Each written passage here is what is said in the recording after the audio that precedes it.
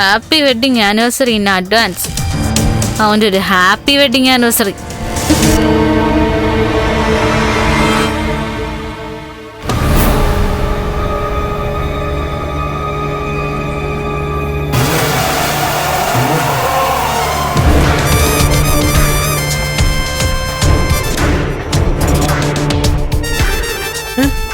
എന്ത് പറ്റി മോളെ?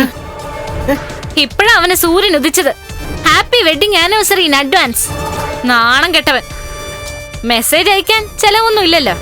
ആ ദിവസത്തെ പറ്റി ഓർമ്മിപ്പിച്ചത് ഞാൻ. മോളെ, അവന് നിന്നേക്കാൾ കൂടുതൽ മനപ്രയാസം ഉണ്ട് മോളെ. അതുപോലെയാ അവന്റെ ഏട്ടനും ലക്ഷ്മിയും കൂടെ അവനെ തരം താഴ്ത്തിക്കൊണ്ടിരിക്കുന്നത്.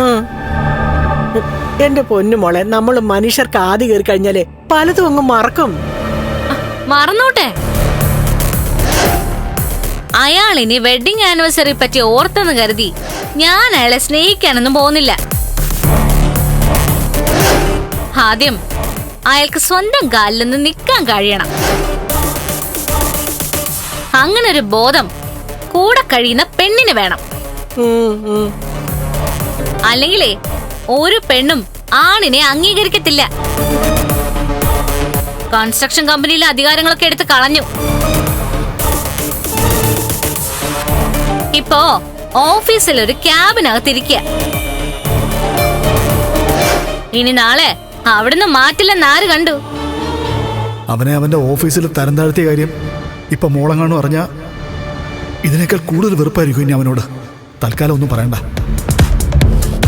അയാൾക്ക് വേണ്ടി വക്കാലത്തുമായിട്ട് രണ്ടാളും എന്റെ അടുത്തോട്ട് വരല്ലേ? വിവാഹ ദിവസത്തെ പറ്റി പോലും ഓർമ്മയില്ലാത്ത ഒരു ഭർത്താവിനെ ഇനി എനിക്ക് ഉൾക്കൊള്ളാൻ പറ്റില്ല.